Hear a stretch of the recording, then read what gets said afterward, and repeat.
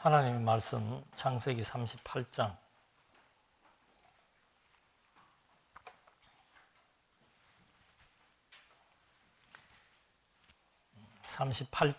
1절부터 봉독하겠습니다. 그 후에 유다가 자기 형제들로부터 떠나 내려가서 아둘람 사람 히라와 가까이 하니라. 유다가 거기서 가나안 사람 수아라 하는 자의 딸을 보고 그를 데리고 동침하니 그가 임신하여 아들을 낳음에 유다가 그의 이름을 엘이라 하니라. 그가 다시 임신하여 아들을 낳고 그의 이름을 오난이라 하고 그가 또다시 아들을 낳고 그의 이름을 셀라라 하니라. 그가 셀라를 낳을 때 유다는 거십에 있었더라. 우선 5절까지 말씀 봉독해 드렸습니다. 이제 지난 시간에는 요셉과 관련된 내용들을 확인해 보았습니다. 그 요셉과 관련된 내용의 핵심은 아브라함, 이삭, 야곱으로 이렇게 언약이 계승되다가 야곱의 12아들을 이제 야곱이 놓고 그 중에서 하나님께서 요셉을 이제 지명해서 섭리해 나가시는 그 의미를 확인해 보았죠. 그래서 요셉의 그 장자권을 통해서 이제 하나님은 또 요셉을 통해서 하시고자 하시는 계획이 있는데 그게 이제 후반부에 정확하게 밝혀지는 줄로 압니다. 그래서 그 37장으로부터의 내용은 요셉이 주인공이 되어서 이렇게 전개되고 있는데 오늘 내용에서는 또 갑자기 이제 그 유다 가족이 등장을 합니다. 그래서 유다 가족이 뭐 아들도 범죄하고 아버지도 범죄하고 이런 이제 또 며느리는 또 부적절한 생각을 하고 이런 일들이 발생을 하나님께서 하게 하셨는데 그런 일들의 의미가 도대체 뭔가? 왜 요셉이 중심이 되어서 전개되는 사건에 유다가 등장을 하게 되고 그 다음에 이제 본문에서 나오는 것 중에 하나가 아주 중요한 개념이죠. 이 계대 결혼의 의미가 이제 본문에서는 주로 형성이 되게 됩니다. 야곱이 아들을 낳았는데 첫째 아들이 죽습니다. 그 첫째 아들이 죽음으로 말미암아 첫째 아들의 부인이었던 다말이 둘째 아들과 혼인 관계를 맺습니다. 그러니까 지금의 문화하고는 뭐 상식 밖의 일입니다만은 그 시대에는 이 계대 결혼이라고 하는 것이 뭐 거의 여러 종족들 간에 다 하나의 그 관습으로 자리 잡았습니다. 그리고 계대 결혼을 만약에 거부하게 된다면은 욕을 먹고 그게 수치스러운 일이 됩니다. 그 이유는 뭔가 하면은 지금 그 요셉에게도 중요한 그 의미가 장자권이었습니다. 그래서 그 장자권이라고 하는 것은 그 가문의 이제 대표가 되는 거고 그 가문의 대표로서의 어떤 그 지도권과 재산권 등을 이렇게 갖게 되는데 지금 그 유다의 아들이 하나, 둘 이렇게 셋이 있는데 여기 이제 유다가 있고 첫째 아들이 사망을 했습니다. 근데 첫째 아들의 부인이 다말이에요. 근데 둘째 아들과 이제 이 부인이 또 혼인 관계를 해야 됩니다. 그 이유는 뭔가 하면은 고대 사회에 있어서 이 혈통, 특히 이 하나님의 선민들에게 있어서는 생육하고 번성하라는 것은 하나님의 절대 명령입니다. 그래서 아브라함, 이삭, 야곱에게 약속하셨던 그 약속의 첫 번째 내용이 생육하고 번성하라는 거예요. 그리고 또 그 근동의 지역에 사는 사람들도 그 시대는 종족이 많아야만 어떤 그것이 세력화가 되고 전쟁에서 승리할 수도 있고 뭐 그 다음에 중요한 것은 큰아들에게 주어지는 장자권, 그 장자권은 뭐 형제들을 통솔할 수도 있고 아버지로부터의 재산을 위임받는 상속자가 되는 거예요. 그러니까 이거는 굉장히 중요한 얘기입니다.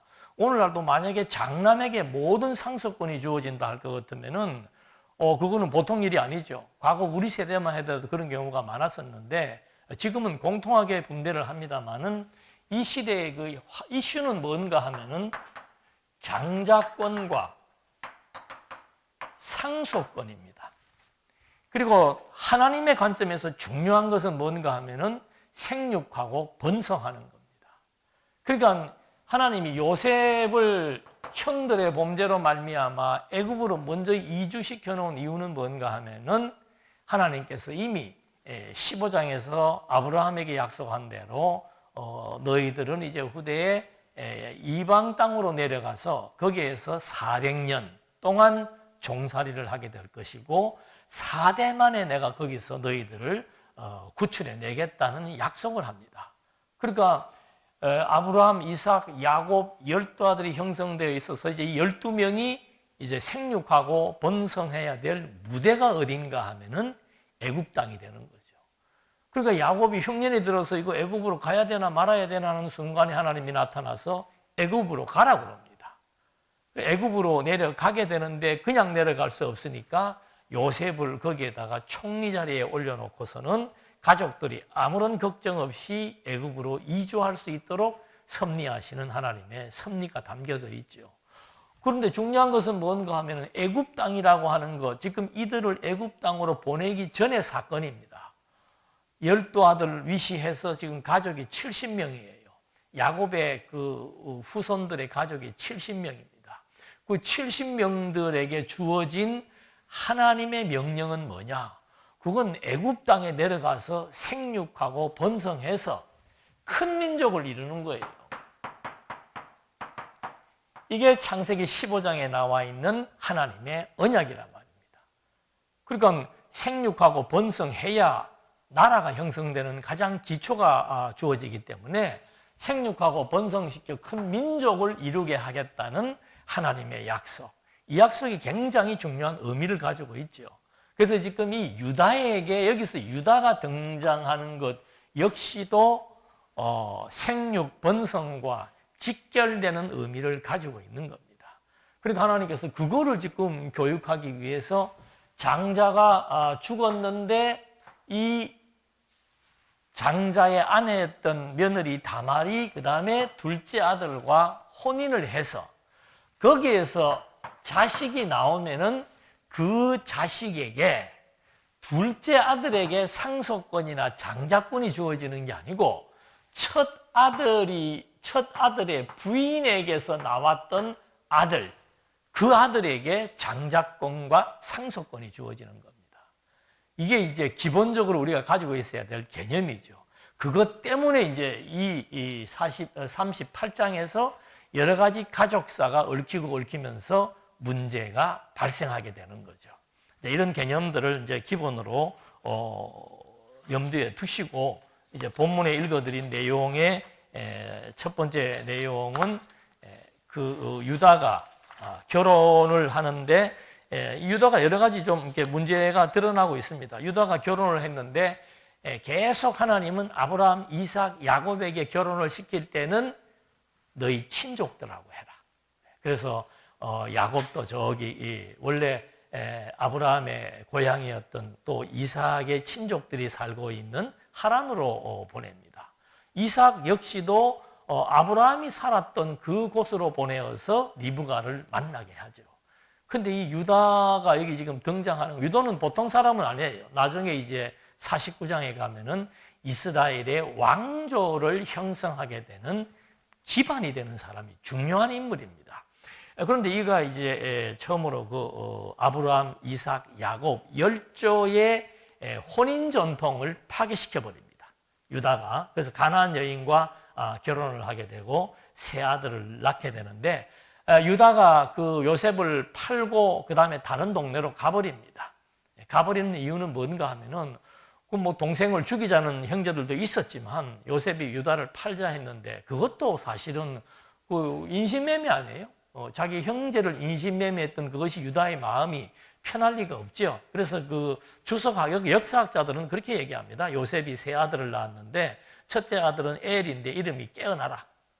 그 이름을 깨어나라고 한 의미를 요셉이 죽지 않고 깨어나기를 바라는 마음에서 그렇게 이름을 지었다라고 주장하기도 합니다.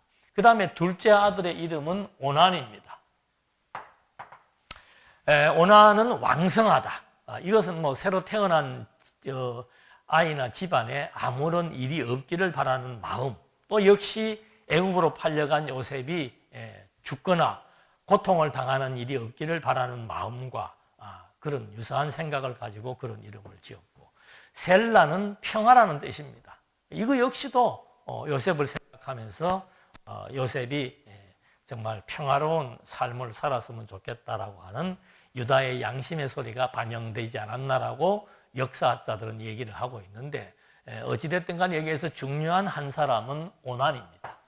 오난의 이름은 왕성하라고 해놨는데 왕성하지를 못해요.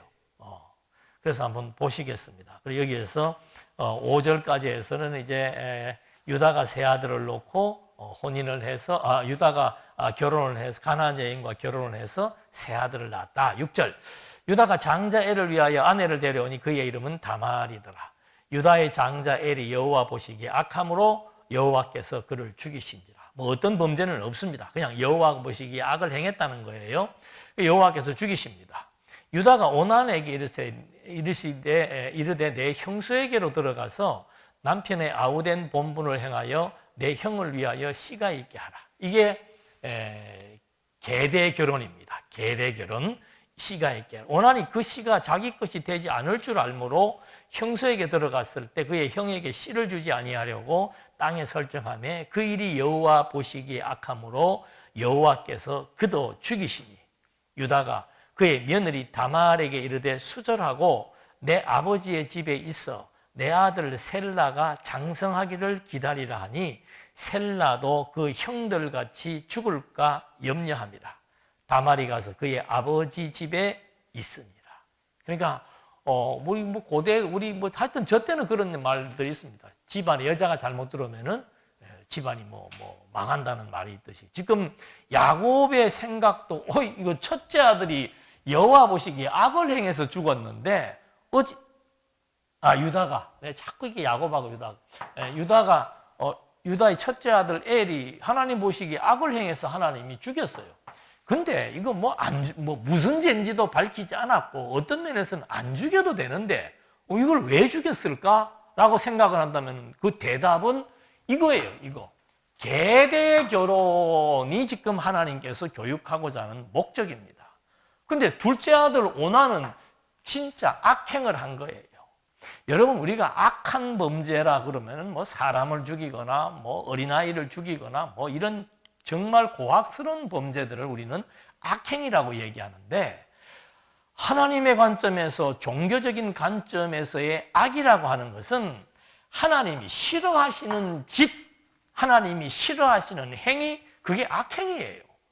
근데 이 오난이 저지른 범죄는 뭔가 하면은 하나님께서 아브라함, 이삭, 야곱 12아들 계속해서 그 첫 번째 언약이 뭔가 하면은 생육 번성이에요. 생육하고 번성하는 것이 하나님의 언약이며 절대적인 명령이란 말입니다.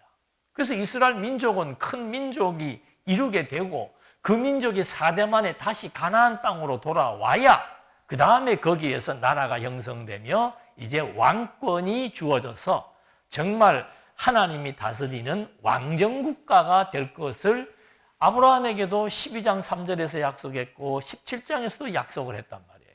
그런데 가장 기본적인 생육 번성에 대한 약속을 위해서 하나님이 인정한 계대결혼, 이게 나중에 율법에도 그대로 나옵니다. 율법에도 유대인들에게는 계대결혼이 주어져요. 혈족에 대한 생육 번성이 중요하기 때문에. 근데 여기 지금 오난은 그거를 지금 자기 생각에 이거 내 형수하고 관계 속에서 애 낳아봤댔자 그 애는 결국은 그 애가 장자권 상속권 다 가져가고 자기는 아무것도 안 된다, 이런 어리석은 생각에 의해서 결국은 애를 갖지 못하게 한 거예요. 그러니까 하나님께서 오난도 죽여버립니다. 그러니까 애를 죽일 때는 하나님의 의도, 계대 결혼을 통한 생육 번성이라고 하는 혈통에 대한 중요성을 부과하기 위한 겁니다. 그런데 오난이 그거에 대해서 직접적으로 거부를 하니까 하나님께서 오난을 죽이신 거예요. 그러니까 조금 이제 너무 약삭빠른 그 유다는 이러다가 막내까지 죽겠네. 이 여자 들어와서 이거 잘못되면 뭐 막내 아들까지 죽겠네 해서 결국은 그 문제 막내 아들이 클 동안 같이 살게 해서 크면은 또 그 막내 아들과 다말과 혼인을 통해서 생육 번성해야 되는데 야곱이 며느리 다말을 시댁으로 자기 친정으로 쫓아보내고 어린아이를 이렇게 따로 두는 그런 결과가 나왔습니다. 그렇게 하다 보니까 12절 말씀부터 보면은 얼마 후에 유다의 아내 수아의 딸이 죽은지라. 유다가 위로를 받은 후에 그의 친구 아둘람 사람 히라와 함께 딥나로 올라가서 자기의 양털을 깎는 자에게 이르렀다. 그러니까 벌써 유다는 아브라함, 이삭, 야곱이 살아왔던 그 동네를 떠나 있는 거예요. 이미 이탈해 버린 겁니다. 그래서 이제 마침 그때 또 유다의 아내가 죽었습니다. 혼자가 된 거죠. 그래서 이제 딥나로 올라가는데 어떤 사람이 다말에게 말하되 내 시아버지가 자기의 양털을 깎으려고 딥나에 올라왔다 한지라. 이 어떤 사람이 누군지는 모르지만 이게 다 하나님의 그 섭리 안에서 이루어지는 일입니다. 그래서 14절 그가 과부의 의복을 입고 너울로 얼굴을 가리고 몸을 휩싸고 딥나 길곁 에나임 문에 앉으니 이는 셀라가 장성함을 보았어도 자기를 그의 아내로 주지 않음으로 말미암으니라. 그러니까 이 다말은 수단 방법을 가리지 않고 아들을 낳아서 그 아들에게 장자권, 상속권을 위임해 줘야 되겠다라고 하는 그 생각을 가지고 있는 겁니다. 그런데 이 시아버지가 막내둥이는 이제 완전히 다말과 격리를 시켜버리고, 그러니까 이 며느리가 이제 창기로 변장을 해가지고 유다가 올 때까지 기다리는 겁니다. 16절. 길곁으로 그에게 나아가 이르되 청하건대 나로 내게 들어가게 하라 하니 그의 며느리인 줄 알지 못하였습니다. 그가 이르되 당신이 무엇을 주고 내게 들어오라느냐. 유다가 이르되 내가 내 떼에서 염소 새끼를 주리라. 그가 이르되 당신이 그것을 줄 때까지 담보물을 주겠느냐. 유다가 이르되 무슨 담보물을 내게 주랴. 그가 이르되 당신의 도장과 그 끈과 당신의 손에 있는 지팡이로 하라. 유다가 그것을 그에게 주고 그에게로 들어갔더니 그가 유다로 말미암아 임신하였더라. 그러니까 어떻게 보면 유다는 아내도 없고, 근데 사실 이게 예나 지금이나 고대 사회에도 이것은 수치스러운 일이라고 이제 뒤에 나옵니다. 그러니까 유다가 이제 이렇게 수치스럽지 일을 이제 범행을 했는데 결국은 그게 다말이었고, 다말은 그로 말미암아 그 증거물을 달라 그런 거죠. 그래서 그건 그 당시 고대 시대 상거래상 항상 있는 일이랍니다. 그래서 그 증거물로 이제 당신의 도장, 그 끈, 도장을 이렇게 매는 끈과 같이 결부됐다는 거로 하는데 그것과 지팡이를 이제 받아 나간 겁니다. 이렇게 해서 유다가 이제 어리석은 범죄를 저지르고 그가 일어나 떠나가서 그 너울을 벗고 과부의 의복을 도로 입으니라. 유다가 그 친구 아둘람 사람의 손에 부탁하여 염소 새끼를 보내고 그 여인의 손에서 담보물을 찾으려 하였으나 그가 그 여인을 찾지 못한지라. 그가 그곳 사람들에게 물어 이르되 길 곁에 에나임에 있던 창녀가 어디 있느냐. 그들이 이르되 여기는 창녀가 없느니라. 그 동네는 창녀가 없는 동네인데 이제 나중에 알게 된 겁니다. 22절 그가 유다에게로 돌아와 이르되 내가 그를 찾지 못하였고 그곳 사람도 이르기를 거기에는 창녀가 없다 하더이다. 유다가 이르되 그러 그것을 가지게 두라. 우리가 부끄러움을 당할까 하노라. 내가 이 염소 새끼를 보냈으니 그대가 그를 찾지 못하였느니라. 그러니까 유다는 별 생각 없이 자기가 맡겼던 증거물을 찾기 위해서 염소 새끼를 보냈는데 동네에는 창녀가 있는 동네가 아니니까 찾을 수가 없게 됐죠. 그런데 여기 23절 말씀에 중요한 내용이 나오는 겁니다. 이게 참 부끄러운 일이라는 겁니다. 그러니까 중요한 것은 뭔가 하면은 지금 이 유다라고 하는 사람은 이스라엘의 그 왕조의 기반이 되는 유다 그러면 왕조의 아주 근본 조상입니다. 그리고 그 유대 사회는 선민국가 12아들은 우리나라는 이제 사람을 이렇게 할 때 뭐 어디 성이 뭐냐 이렇게 묻잖아요. 근데 유대인들은 성을 묻는 게 아니고 뭘 물어요? 지파를 묻는 거예요. 12지파가 딱 형성되어 있기 때문에 그 지파마다의 특색이 있다는 거죠. 유다는 이제 나중에 이제 하나님께서 야곱을 통해서 49장에서 왕족으로 하나님께서 지정을 해주게 되는데, 문제는 그런 왕족들 이런 유다를 위시해서 뭐 며느리, 아들들 다 지금 이렇게 악행을 저지르는 이런 그 관계가 여기에 설명되고 있습니다. 그래서 유다가 등장해서 이런 문제가 발생하는데 이걸 과연 우리는 어떻게 이해를 해야 될 것인가?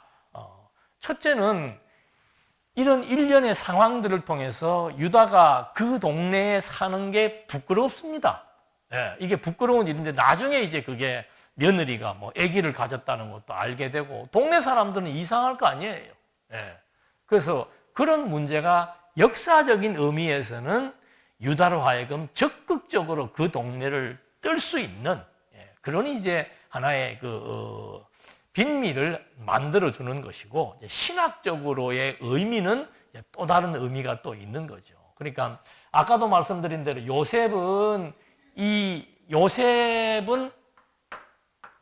결국은 그 형들에게 팔려서 애굽으로 내려갔는데 거기에서 하나님께서 요셉에게 장자권을 주었고 그 장자권에 대한 인증으로서 요셉의 꿈을 보여준 거죠. 그래서 그 꿈대로 형제들도 요셉에게 절을 하고 결국은 애굽에 가서 총리가 되었는데, 하나님이 요셉을 총리로 만드신 이유는 뭔가 하면은 하나님의 약속대로 그 야곱의 가족 70명을 애굽으로 이주시키기 위한 그런 하나님의 섭리가 형들의 범죄를 통해서 요셉을 애굽으로 팔리게 한 겁니다. 그러니까 요셉의 장자권이 결국은 애굽을 치리하는, 요셉은 애굽을 치리하는 치리권으로 드러나서 가족을 애굽으로 이주시키게 되고 생육하고 번성하는 하나님의 약속을 이루는데 아주 중요한 역할을 하도록 섭리해 놓은 겁니다.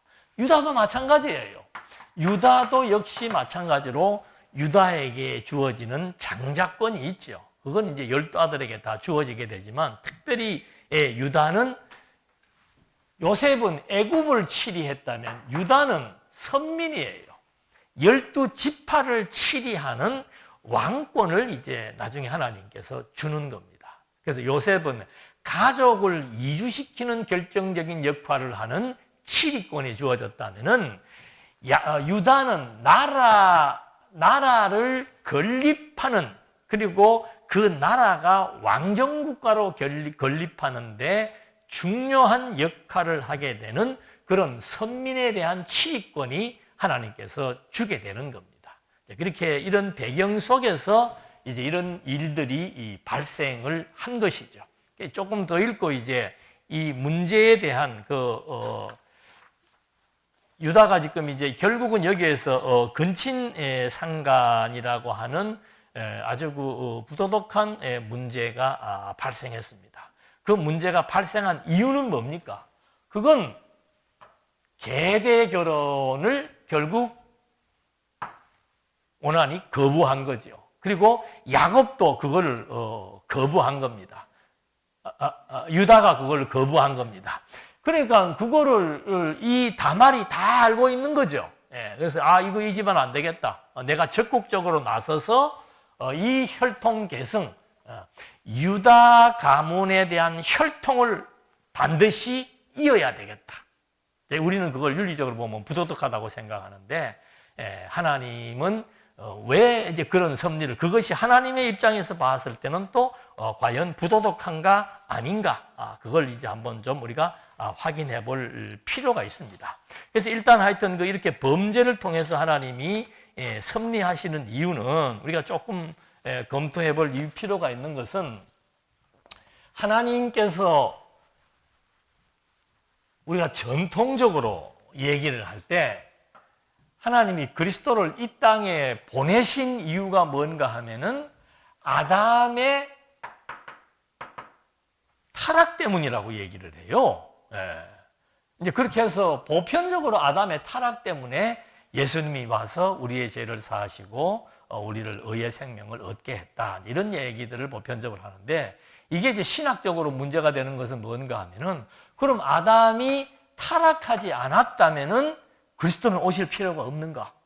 이것이 제가 그 칼빈에 대한 그 분석을 하고 책을 쓰면서 봤는데 칼빈이 그 문제로 굉장히 화를 내면서 막 버럭버럭 막 욕설을 하는 거를 그 책에 나와 있더라고요. 그러니까 이게 난감한 문제라 그런 얘기예요. 그런 우리가 상상이나 질문을 할 수 있잖아요.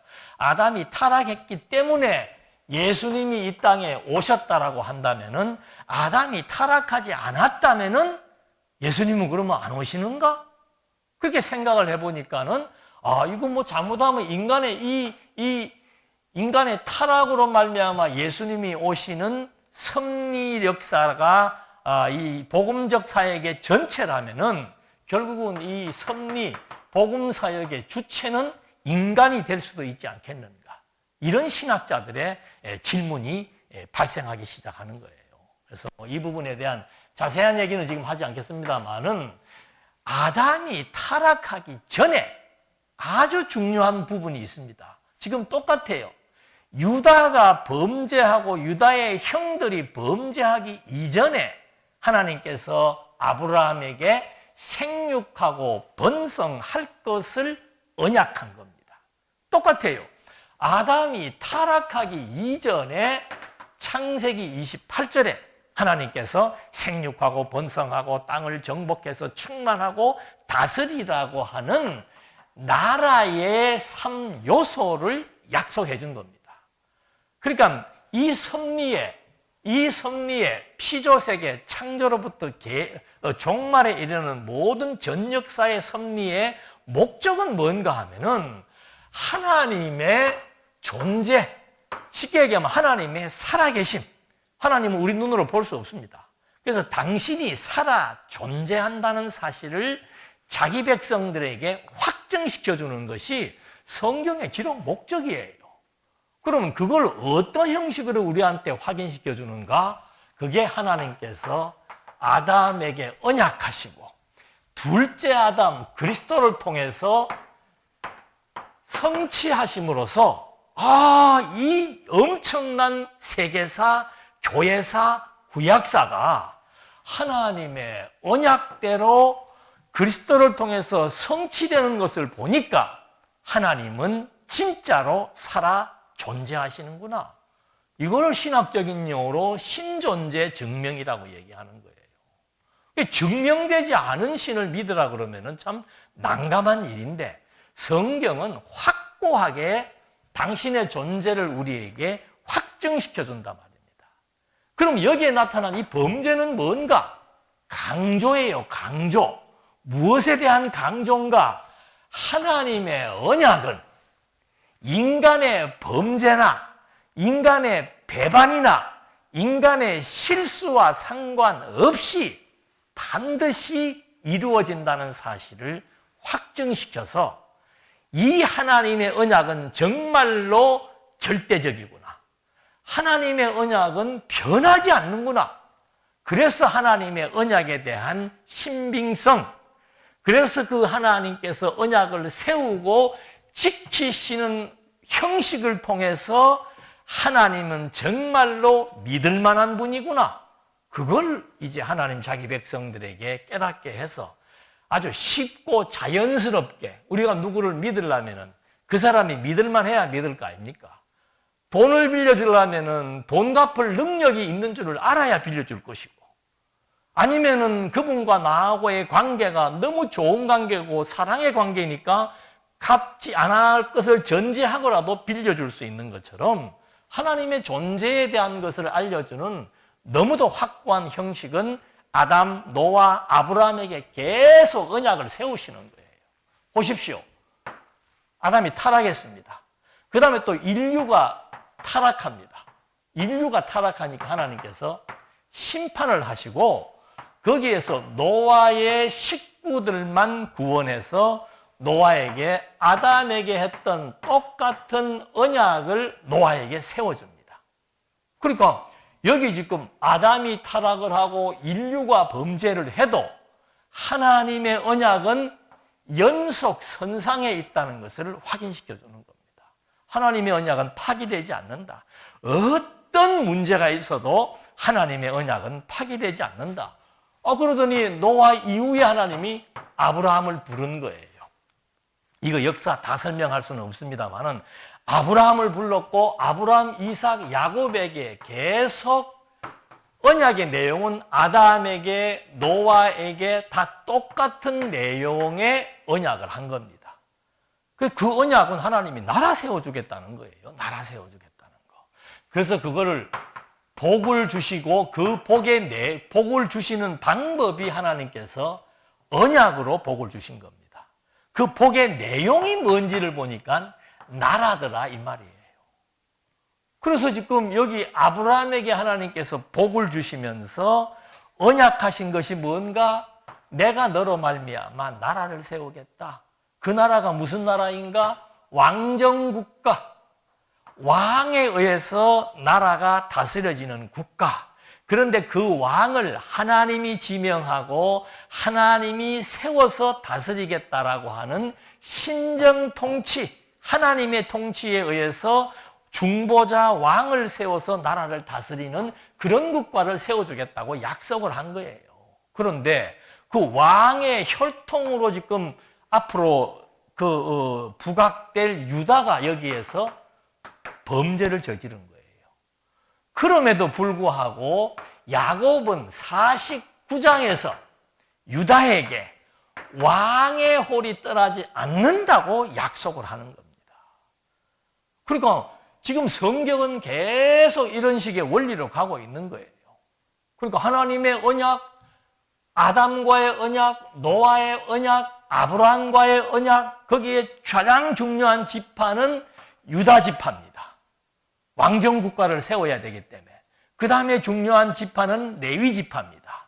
제사장 나라이기 때문에. 제사를 드린다는 것은 하나님과의 관계가 지속적으로 유지된다는 것을 의미하는 거예요. 그 관계가 왜 중요한가? 하나님의 아들이기 때문에 그래요. 그래서 여기 지금 유다 지파에게 유다가 범죄를 저질렀음에도 불구하고 아주 치명적이고 수치스러운 범죄를 저질렀음에도 불구하고 하나님은 49장, 저는 지금 잘 생각이 안 나네요. 49장에서 유다에게 왕권을 주시는 거예요. 그리고 이 혈통의 중요성, 그 다음에 그 혈통이 계승돼야 되는 중요성, 그건 하나님께서 생육하고 번성하라고 했던 가장 기본적인 언약에 기초해서 주어지는 것이라고 하는 사실을 지금 계속해서 유대의 사회에서는 이것이 전승되고 있는 겁니다. 그러니까 이런 식의 범죄가, 자, 여기 지금 다말이 등장했죠? 그 다음에는 그 라합이 등장합니다. 라합은 창녀예요. 뭐 다른 말로 하면 기생이라고도 하는데 창녀입니다. 그 창녀 라합과 유다 지파의 살몬과 결혼을 하게 됩니다. 거기서 또 누가 나오는가 하면 보아스가 나와요. 근데 보아스가 자기의 아내로 얻으려고 하는 여자가 룻이죠. 이 룻은 또 모압 여자입니다. 이방 여자입니다. 그러니까 유대인들에게 이방인 그러면 아주 좋지 않은 그 인식이 있는 거죠. 자, 이거 보십시오. 다말, 라합, 룻. 근데 룻 때에 중요한 얘기가, 아주 중요한 얘기가 나와요. 내가 이것을 따로, 룻기, 우리가 다 아는 얘기인데 4장 11절과 12절의 말씀에 보면은 이제 보아스가 룻과 혼인을 하려고 합니다. 그러니까 온 백성들과 장로들이 그 성읍에 다 모인 거예요. 거기에서 그 사람 장로들이 무슨 얘기를 하는가 하면은 성문에 있는 모든 백성과 장로들이 이르되, 말은 뭐 한 사람이 했겠지만 거기에 있는 사람들이 다 동의한다는 거예요. 모든 백성과 장로들이 이르되 뭐라고 얘기를 했는가 하면은 내 집에 들어가는 여인으로, 내 집에 들어가는 여인이 누구예요? 룻이에요. 이방 여자 룻입니다. 이 룻도 결혼을 했다가 남편들이 다 죽어서 이제 혼자 남은 과부가 되었는데 유다지파 보아스를 만나서 보아스의 사랑을 받아서 이제 이 계대 결혼을 지금 하려고 하는 거예요. 그때 모든 백성과 장로들이 나와서 그 여인을 통해서 그 내 집에 들어가는 여인으로 이스라엘 집을 세운 라헬과 레아 두 사람과 같게 하고, 이스라엘 집을 세웠다는 것은 이 야곱이 12아들을 놓음으로 말미암아 그 12아들을 통해서 이 지금 룻기까지 오기까지 생육하고 번성해서, 애굽에서 생육 번성해서 여호수아 때 가나안 땅을 정복한, 그리고 사사로 말미암아 각 지파별로 아직 정복하지 못한 땅들을 정복하고 있었던 그 시대입니다. 그 시대에 이제 룻과 보아스를 통해서 이제 혼인 계대 결혼의 문제가 발생을 했는데, 그때 하는 말이 첫 번째는 이스라엘 집을 세운 라헬과 레아 같이. 여기에서도 12명의 아들이 나온 거예요. 왜 몸종 이름은 안 집어넣는가? 몸종이 낳은 아들은 그 몸종의 여주인의 자식으로 그대로 입적되게 되어 있습니다. 그래서 그냥 레아, 라헬 얘기하면서 이 말의 의미가 뭐냐는 거예요. 라헬과 레아, 이스라엘 집을 세운 라헬과 레아라고 하는 말의 의미는 자식을 낳았다는 거죠. 생육하고 번성함으로 말미암아 상속권을 가질 수가 있었고 장자권을 가질 수가 있었고, 그래서 그 하나님의 언약이 생육 번성을 통해서 계승된 사실을 먼저 근거로 제시합니다. 그 다음에 중요한 말이 뭔가 하면은 여호와께서 이 젊은 여자로 말미암아 내게 상속자를 주사, 내 집이 다말이, 여기 나오죠 이제. 다말이 유다에게 낳아준 베레스의 집과 같게 하시기를 원하노라. 온 백성과 온 장로들이 지금 성문에 모여가지고 이제 모두가 공정한 가운데서 인정을 해주는 겁니다.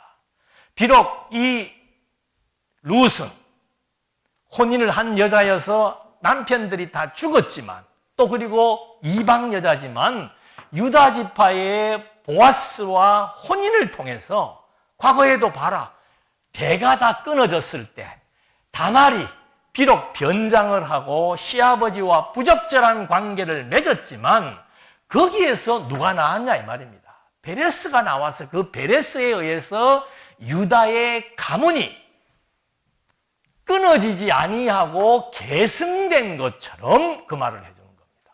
보아스의 가문이 이 룻을 통해서 과거 유다와 다말의 관계를 통해서 베레스가 출생해서 이 혈통이 계승된 것처럼 이제 이 두 사람의 계대 결혼에 대해서 인정해 주자라고 선포하는 내용이 나오는 거예요. 그래서 이 성경이라고 하는 것은 물론 역사적으로 이 시대 또는 율법과 이 유다의 시대, 그 이후의 율법에 의해서 계대 결혼이 법적으로 용인된 시대입니다. 그 이유는 뭔가? 하나님의 언약이에요. 하나님의 언약의 중요성, 생육하고 번성하라는 하나님의 언약. 이것은 인간의 죄와 무관하게 반드시 실현되고 이루어짐으로써 하나님은 언약을 이루시는 여호와에 대한 확증을 얻게 하는 겁니다. 그런데 놀랍게 이 뒤에 또 어떤 여인이 등장을 합니까? 그 유명한 다윗의 아내. 유다는 왕조의 시조가 되었다면은 다윗은 1000년 뒤에 첫 유다 지파의 왕으로서 나라를 창건한 자예요. 근데 그의 아내가 다윗과 간통에 연루된 관계라 이 말입니다. 바세바가. 그렇게 했음에도 불구하고 하나님은 다윗을 왕으로 세우지요. 물론 이 둘 관계 속에서 처음 나왔던 아들은 죽게 됩니다.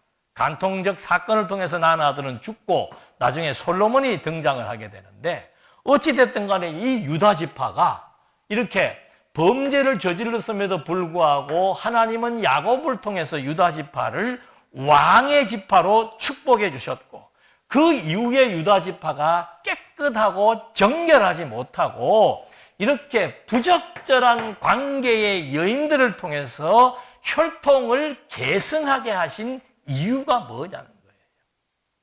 근데 놀랍게도 그 비밀이 마태복음 1장 1절에 아브라함과 다윗의 자손 예수 그리스도의 족보와 혈통을 열거하는 데 있어서 유대인들은 여인들을 그들의 족보에 올리지 않습니다. 그런데 마태는 그 여인들, 범죄에 연루된 여인, 아니면은 뭐 이방 여인, 이런 여인들을 그대로 올려놓고 이 혈통에서 누가 왔다는 거예요? 메시아가 왔다는 거예요.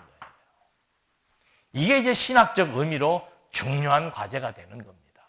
메시아가 오신 것은 타락했기 때문에 오셨다는 것은 어떻게 보면은 직접적인 의미고, 근본적인 의미는 하나님의 언약이 이루어지기까지 그 유다 지파 또 그 이전의 인류들의 범죄들이 계속 지속적으로 발생했음에도 불구하고 하나님의 언약은 그대로 불변적으로 계승된다.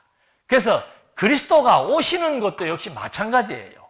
하나님의 언약을 이루시기 위해서 오시는데 이 혈통에 죄인들이 너무 수두룩하다는 거예요. 이게 죄인의 혈통이란 말입니다. 그 죄인의 혈통을 따라서 그리스도가 오셨다는 증거가 바로 뭔가 하면은 하나님의 아들이 인간의 몸을 입은 거예요. 인간은 아담 이후로 타락한 인간은 전부 죄인입니다. 그러니까 신이 인간의 몸을 입었다는 것 자체가 죄인으로 오신 거라 이 말입니다. 왜 죄인의 몸으로 오셨는가? 하나님의 언약대로 그리스도가 죄인으로 오셔서 인간의 죄를 대신 속하고, 그걸 대속이라고 합니다. 인간의 죄를 대신 속하고, 그 다음에 죄로 말미암아 죽어버린 자기 백성들의 생명을 의롭게 하기 위해서, 그래서 예수님의 오심을 죄에 대하여 죽고 의에 대하여 살게 하기 위해서 오셨다라고 하는 거예요. 물론 당신이 스스로 죄에 대하여 죽습니다. 십자가에서. 무죄한 자가 죄인으로 죽습니다. 그 다음에 중요한 사건은 뭔가 하면 부활하신다는 거예요.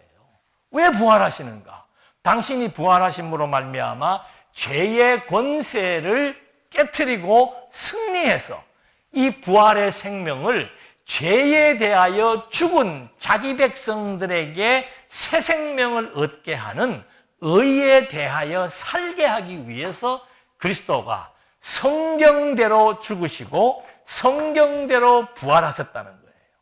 그래서 예수님도 오셔서 제일 먼저 하시는 말이 뭔가 하면은 선지자로서의 사역을 감당할 때 복에 대한 얘기를 합니다.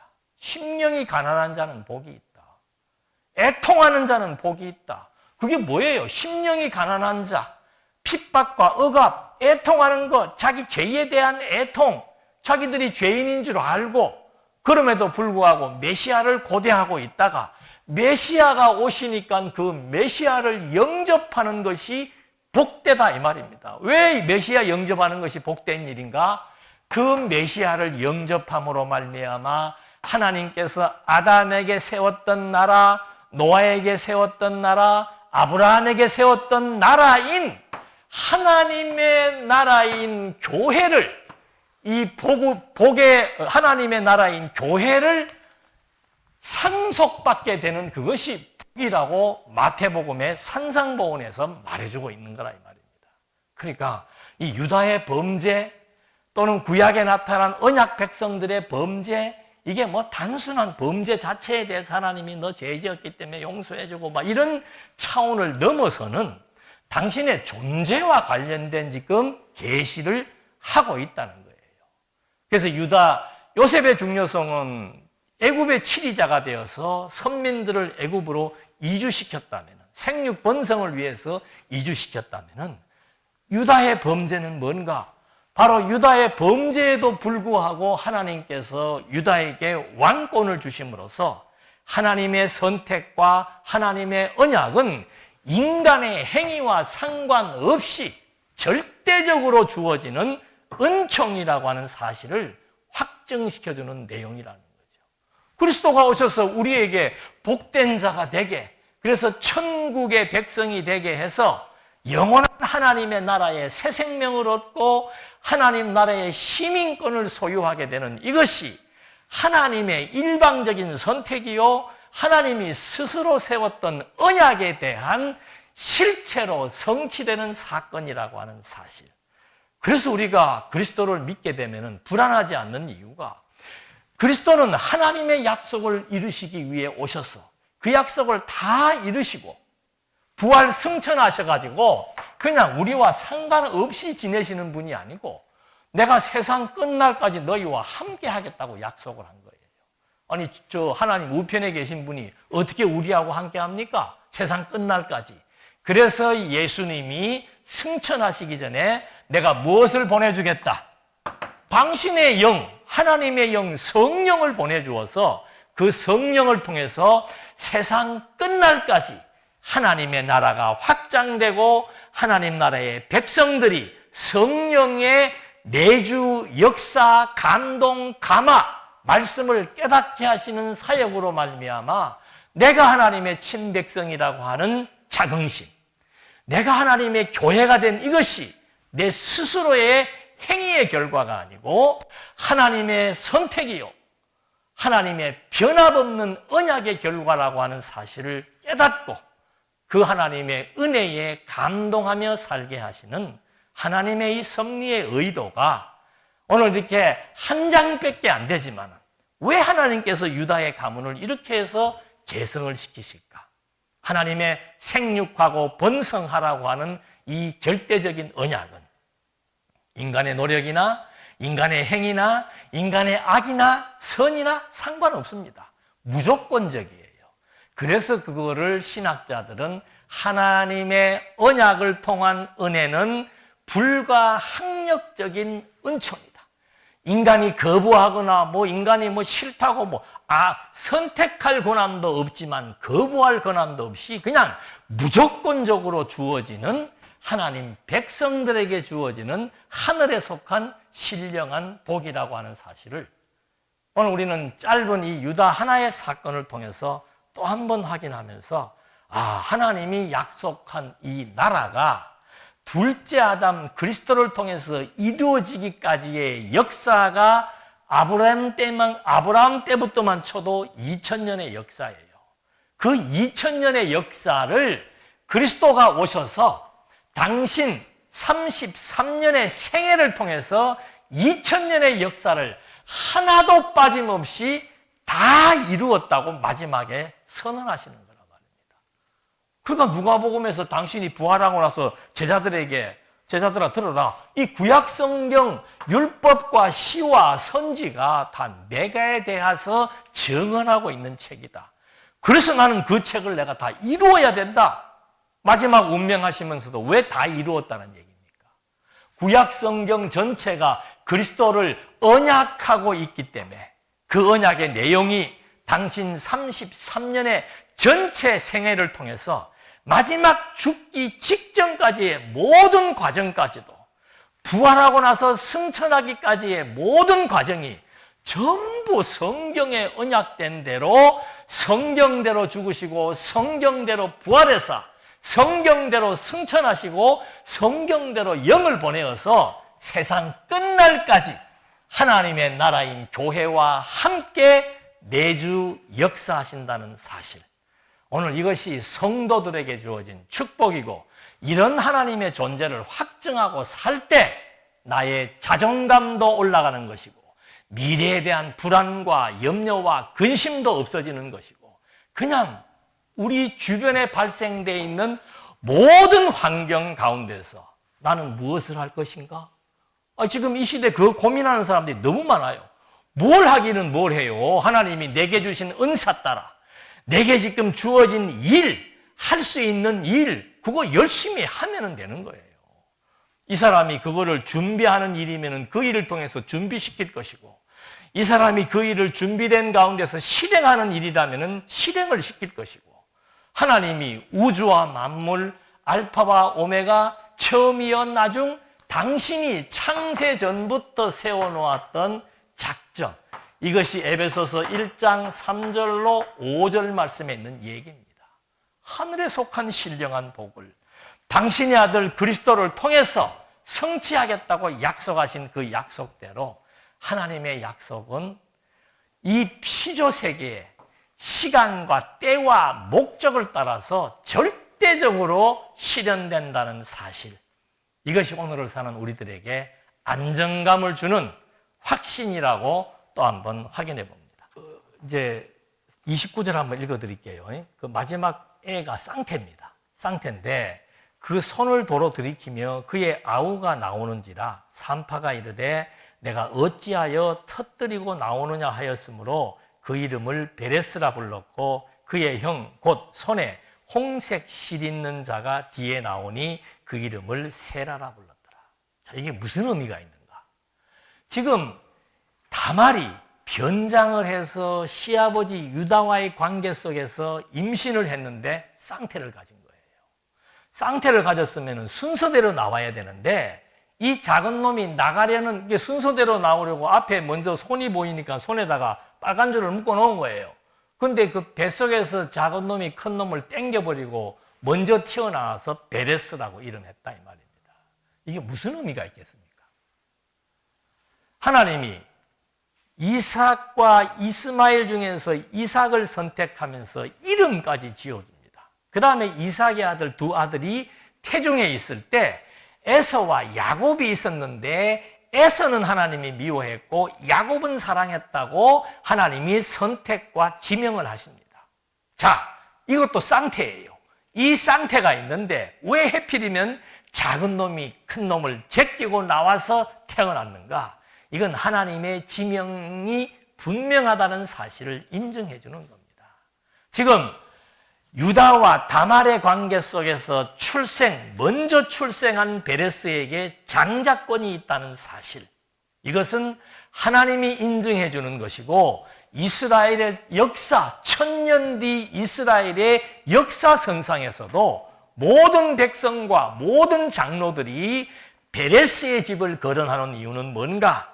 바로 이 베레스가 유다의 장자권을 계승한 자라는 사실을 다시 한 번 더 입증해 주는 중요한 사건인 거죠.